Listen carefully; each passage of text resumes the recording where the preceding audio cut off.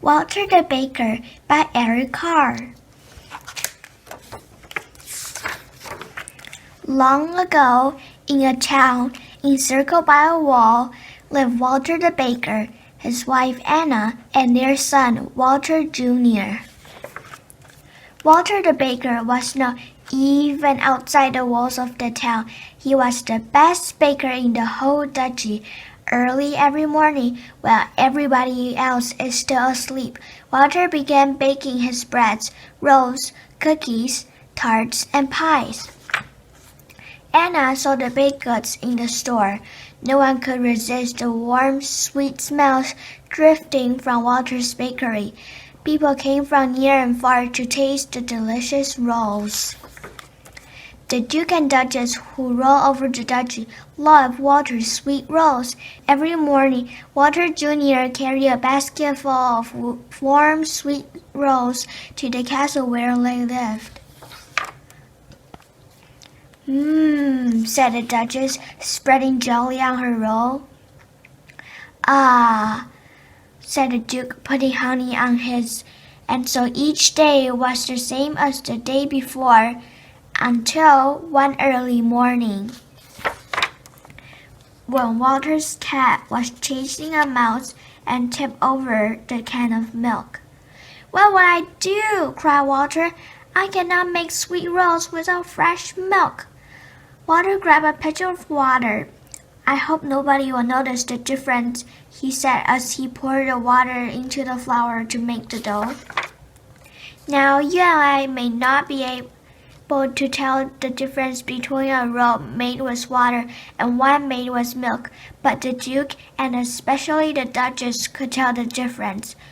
"Ugh!" cried the Duchess after she took a bite. "What is this?" roared the Duke. "Where is Walter the Baker? Bring him here at once." So Walter was brought before the Duke. "What do you call this?" roared the Duke. "This is not a roll, this is a stone." And with that, he threw it at Walter's feet. "I used water instead of milk," Walter admitted, hanging his head in shame. "Pack your things and leave this town and my duchy forever," shouted the Duke. "I never want to see you again." "My Duke," pleaded Walter, "this is my home. Where will I go? Please give me one more chance, please." The Duke remembers Walter's good rolls and how much he and the Duchess would miss them. "You may stay, but only if you can invent a roll through which the rising sun could shine 3 times," said the Duke. "It must be made from one piece of dough, and it must taste good. Now go home and bring me such a roll tomorrow morning." Poor Walter! Worried and sad, he trudged back to his bakery. Walter worked all day and night. He made long rolls, short rolls, round rolls, and twisted rolls.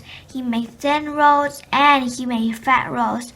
Walter beat, pulled, pushed, and pounded the dough, but it was all in vain. He could not come up with a roll that would please the Duke. By early morning, Walter had only one long piece of dough left. "It's hopeless!" he cried. In a sudden fit of anger, he grabbed the last piece of dough and flung it against the ceiling. "Stick there!" he yelled at the dough. But it didn't. It fell twisting itself as it dropped and plopped into a pail of water. Anna and Walter Jr. were awakened by Walter's yell. They rushed into the bakery just as Walter was about to jump out the water and the twisted piece of dough. "Father, stop!" shouted Walter Jr. "Look!" Anna quickly popped the dough into the hot oven. Soon it was brown and crisp. She took out a roll and handed it to Walter. It hadn't risen very high, but it had 3 holes. Walter held up the twisted roll and smiled. He saw that the morning sun was shining through it 3 times.